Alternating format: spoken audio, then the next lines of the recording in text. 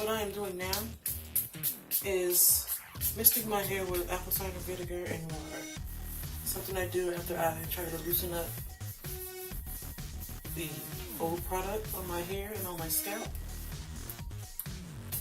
And what I do, I rinse that out before I do my wash.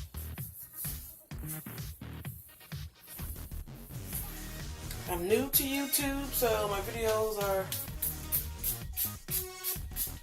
going to be very novice.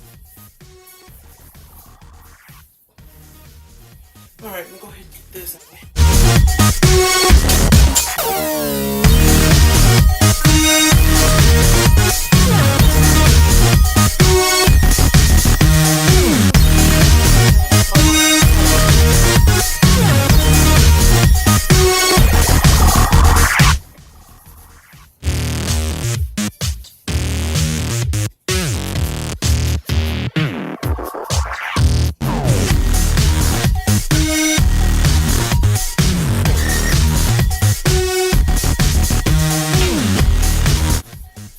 Product of the hour, I'm not going to record an hour, Photogenic.